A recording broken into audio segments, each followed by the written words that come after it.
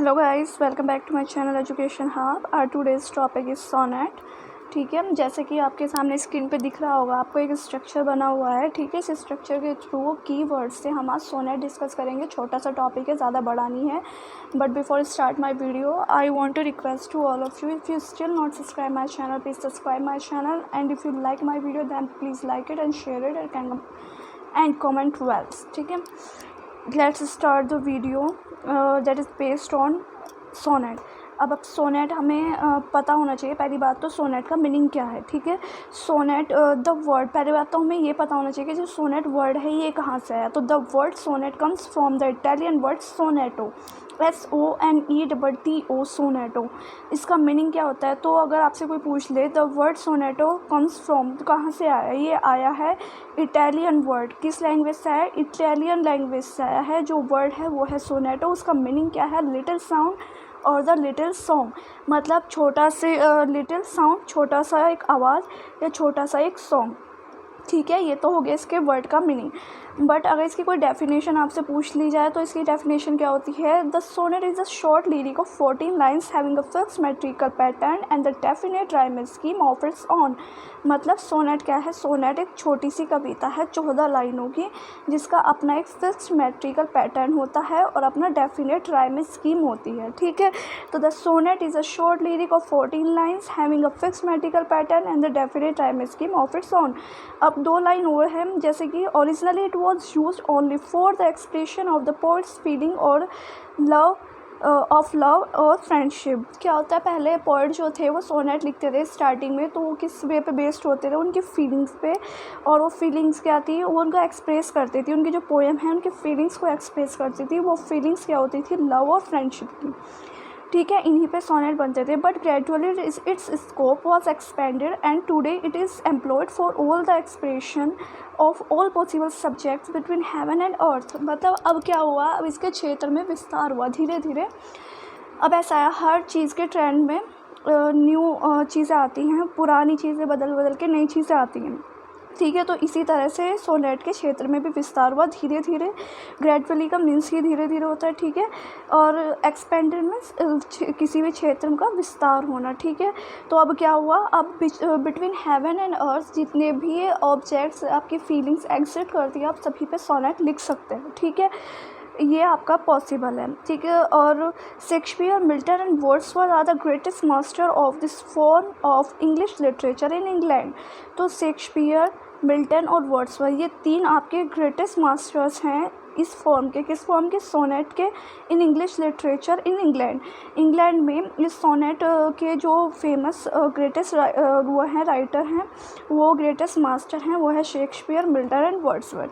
ठीक है, तो अब हम ऐसा किसे, अभी ये क्वेश्चन ये भी बन सकता है कि आप किसे फादर मानते हैं सोनेट का? तो हम सोनेट का फादर किसे मान सकते हैं? सोनेट का फादर हम मानेंगे पेट्रार्क को।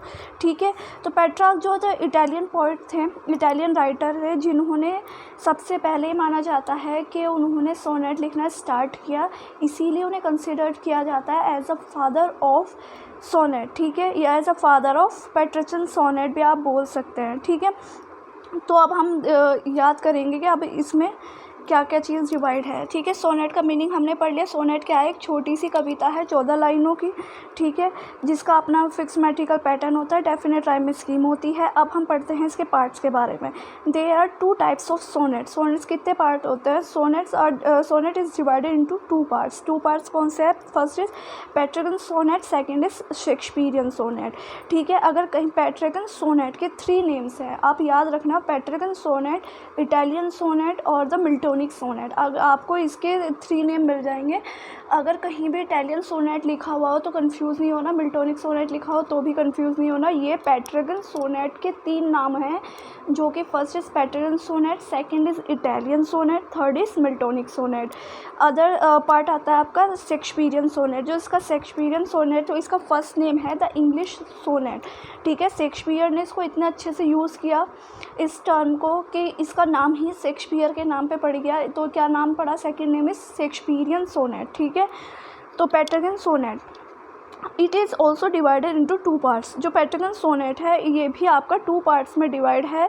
2 पार्ट्स में डिवाइड कैसे है? 2 पार्ट्स में डिवाइड है, first is octave and second is sestet. ठीक है, ऑक्टेव क्या है?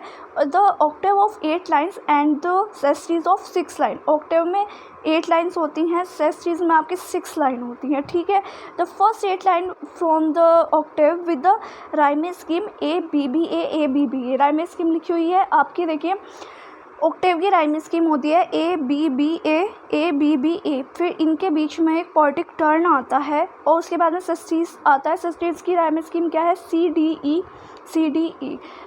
इसकी सेस्टीज की राइमिंग स्कीम कहीं आपको ये भी मिल सकती है CD, तो वो भी करेक्ट होगी। अगर कहीं ये है CDE तो ये भी करेक्ट है, तो कंफ्यूज मत होना। ठीक है, ऑक्टेव में कितनी लाइन हो गई? ऑक्टेव में हो गई हमारी 8 लाइन, सेस्टीज में हो गई 6 लाइन। ऑक्टेव की राइमिंग स्कीम होगी ABBA और सेस्टीज की राइमिंग स्कीम हो गई CDE और CD। ठीक है, अब हम पढ़ते हैं कि इनमें होता क्या है। इन द ऑक्टेव, जो आपकी सोनेट की स्टार्टिंग की 8 लाइन है वो ऑक्टेव कहलाती है। In the octave the poet ask a question and poses a problem, state a difficulty और conveys the mood.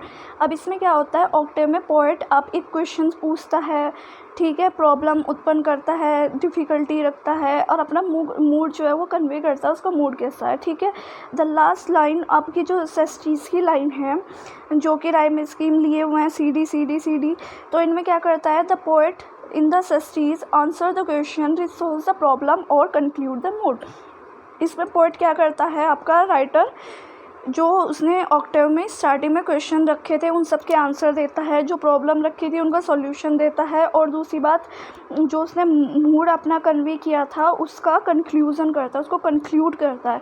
Poetic turn क्या होता है? Change in the state of mind और मूड। तो जो चेंज होता है किसमें? माइंड, स्टेट ऑफ माइंड या आपके मूड में, क्योंकि स्टार्टिंग में पोएट ने क्या रखा? अपना मूड क्या था वैसा बताया, वो प्रॉब्लम्स रखी, ठीक है, क्वेश्चन रखे, और लास्ट की 6 लाइन में उन्होंने उसका एकदम से एक चेंज कर दिया। क्या चेंज किया? आंसर दे दिए क्वेश्चंस के, प्रॉब्लम्स का सोल्यूशन दे दिया, उसके बाद में उसने अपना मूड को कंक्लूड कर दिया। ठीक है, ये आपका फर्स्ट पार्ट हो गया किसका? सोनेट का। ठीक है, अब मिल्टोनिक सोनेट, अब मैंने बता दिया आपको इटालियन सोनेट क्यों हुआ, क्योंकि इटली में ओरिजिनेटेड हुआ। ठीक है, पेट्रिगन सोनेट क्यों नाम पड़ा? पेट्रियर्क ने इसको बहुत अच्छे से पहली बार यूज़ किया, इसीलिए इसका वो फादर और ये कंसिडर किए जाते हैं सोनेट के। That is why the name of the first part of the sonnet is named after the name of Petrarch. ठीक है, पेट्रार्क के नेम के ऊपर बेस्ड है इसका नेम। ठीक है, सेकंड पार्ट आता है आपका इंग्लिश सोनेट। नहीं, इसका फर्स्ट पार्ट में मैंने बताया था मिल्टोनिक सोनेट भी इसका नेम है। तो मिल्टोनिक सोनेट इसको क्यों कहा गया है? As the Milton wrote this type of sonnet it is also called the Miltonic sonnet. मतलब मिल्टन ने भी इस टाइप को यूज़ किया और इतना अच्छे से यूज़ किया कि इसका नाम ही मिल्टोनिक सोनेट पड़ गया। ठीक है, मिल्टोनिक सोनेट इसीलिए आपको कहा जाता है। तो तीनों नाम मैंने बता दिए। पेट्रार्क जो था फादर ऑफ सोनेट, इसीलिए इसका नाम पेट्रिगन सोनेट पड़ गया। इटालियन सोनेट इसलिए क्योंकि इटली में ओरिजिनेटेड हुआ। मिल्टोनिक सोनेट इसलिए क्योंकि मिल्टन ने इसको यूज़ किया फॉर्म को। अब आते हैं इंग्लिश सोनेट। इंग्लिश सोनेट मतलब शेक्सपियरियन सोनेट। ठीक है, the English sonnet or the Shakespearean sonnet, it is divided into 3 quatrains or the stanza of 4 lines each and a concluding couplet or the 2 lines rhyming together। अब इसमें क्या होता है? इसमें 3 quatrain होते हैं। ठीक है, और 3 क्वाट्रेन होते हैं किसके, या आप 3 क्वाट्रेन क्या होते हैं? क्वाट्रेन होता है 4 लाइन स्टैंजा।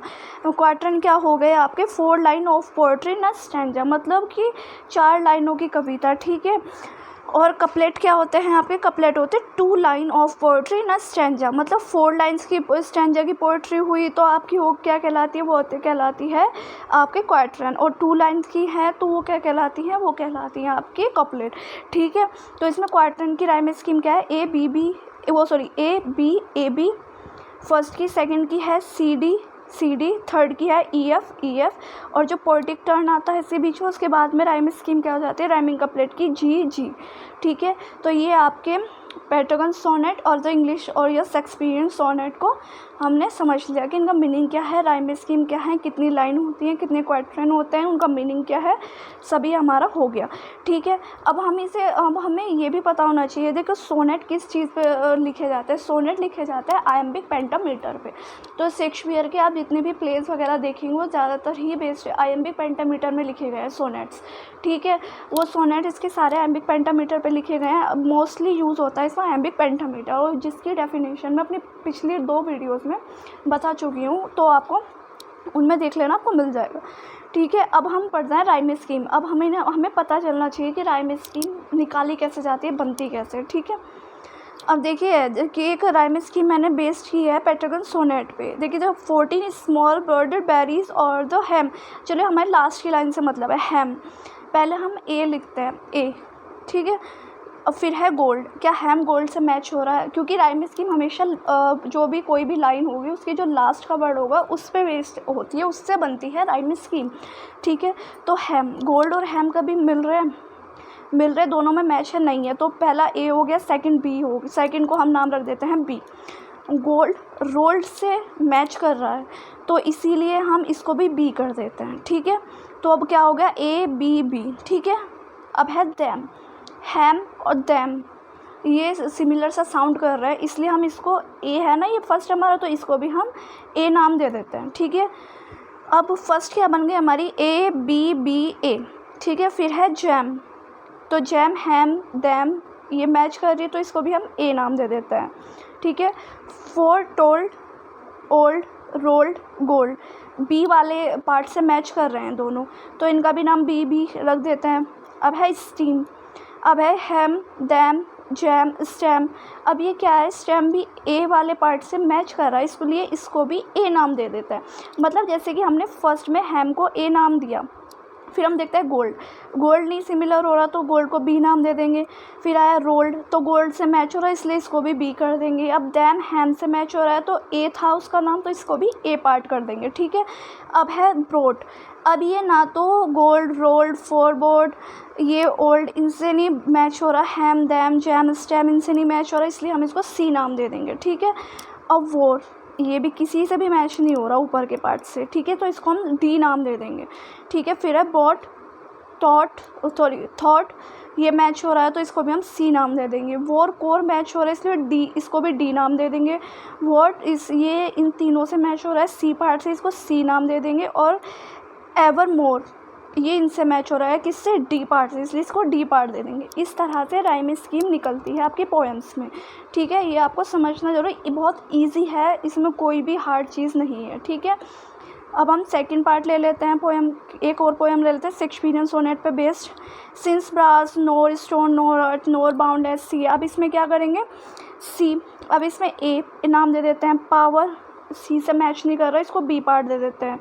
अब ये प्लियर, अब सी प्ली इससे मैच कर रहा है, प्ली से मैच कर रहा है उसको ए नाम दे देते हैं। फ्लोवर पावर फ्लावर दोनों मैच करें तो बी बी नाम दे दिया इनको। ठीक है, आउट इन दोनों में से किसी से मैच नहीं कर रहा इसको सी नाम दे देंगे। ठीक है, डेज अभी ये भी किसी से मैच नहीं कर रहा तो सी के बाद क्या आता है, डी। ठीक है, अब इस तरह से अब राइम स्कीम क्या बन गई, A B C D E F G G. तो इस तरह से राइम स्कीम निकाली जाती है। ठीक है, ये अब नेक्स्ट पोएम एक और ले लेते हैं, shall I compare thee to a summer's day. ये वाली पोएम है, देखिए डे टेम्परेट के साथ मैच हो रहा है कहीं, नहीं हो रहा तो ए नाम दे दिया, टेम्परेट को बी नाम दे दिया। डे मे के साथ मैच हो रहा है तो ए, और डे को ए नाम दिया था इसलिए मे को भी हमने ए नाम दे दिया। अब टेम्परेट डेट इसके साथ मैच हो रहा है इसलिए तो हमने इसे बी नाम दिया था तो इसको बी नाम दे दिया। ठीक है, तो शाइन्स डायमंड। अब इसी तरह से हम राइम स्कीम निकालते हैं किसी भी पोएम की। तो मैंने पोएम भी बता दी, पोएम्स के सामने राइम स्कीम भी निकली हुई है।